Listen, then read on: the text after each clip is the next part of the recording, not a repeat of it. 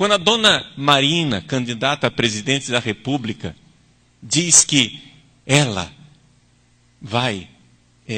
não gosta de trabalhar com as instituições, que as instituições são frias e as pessoas é que são importantes, ela está fazendo um discurso revolucionário. As pessoas não notam isso. Elas não notam que, por exemplo, a Marina é tão vermelha quanto a Dilma, com a diferença que ela tem em clorofila. Nós somos um país muito agraciado, a gente elege funcionários públicos para nos servir, e aí a gente ganha de presente deuses. Eles acham que se eles passarem uma lei, abolindo a lei da gravidade, as coisas vão parar de cair. Eles acham que podem. Eles acham que podem. Não é? Alguém precisa dizer para esses senhores que há coisas que são imorais. Não é? A Marinha diz que é pró-vida, contra o aborto e quer fazer um plebiscito. Eu concordo com o plebiscito do aborto se a gente fizer antes um plebiscito para votar se deve matar ou não o presidente da República. Ora, se você...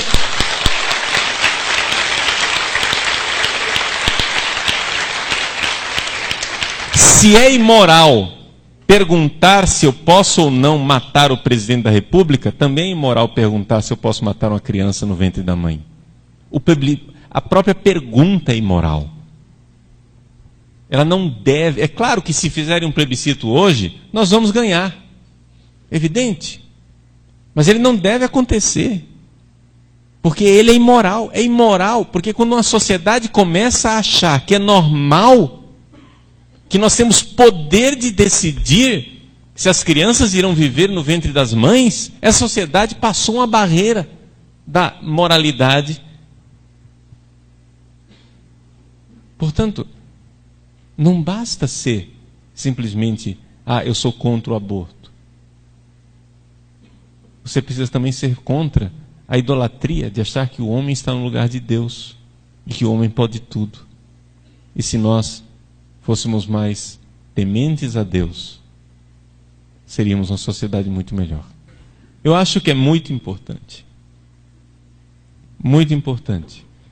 nas eleições que se aproximam, se você tem candidatos que lutam por esse movimento cultural, então não somente vote.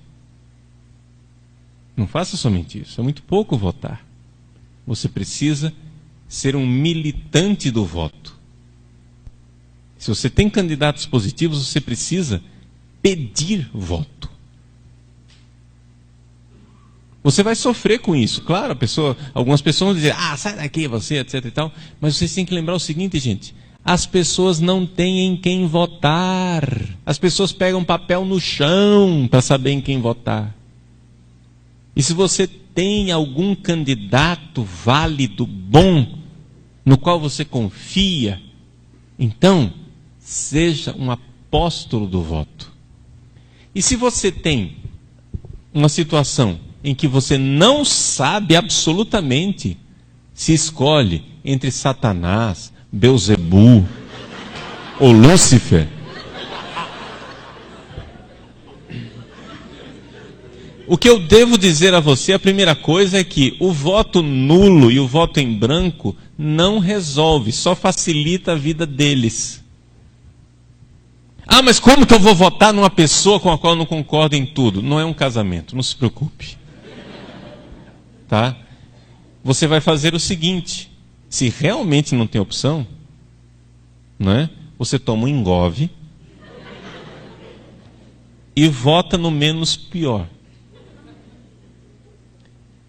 Onde, muitas vezes, o menos pior é a alternativa de você dar a ocasião de eles brigarem entre si, enquanto a gente ganha mais tempo.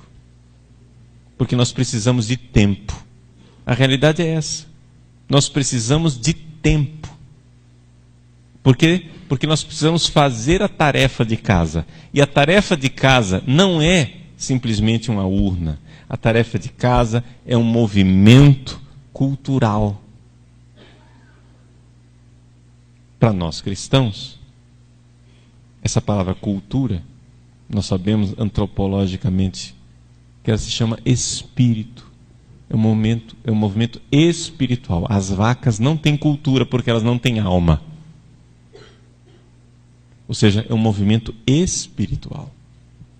Como nós estamos aqui falando de política, e não estou aqui para dar aula de espiritualidade, então a gente chama de movimento cultural. Mas dentro desse movimento cultural, claro, tem a religião, tem a espiritualidade, que aliás é o motor da história. Marx achava que a religião era o ópio do povo. Eu simplesmente acho que a loucura de Marx não é o ópio, é um veneno na veia do povo. E que a religião produz muita saúde, sim senhor. Uma sociedade que realmente teme a Deus e quer amá-lo, é uma sociedade que vai bem. Quem dera no Brasil nós tivéssemos congressistas, presidentes, senadores, governadores que tivessem medo do inferno. O Brasil seria diferente. Infelizmente, o que nós temos são homens e mulheres para além do bem e do mal. Né? Eles são deuses.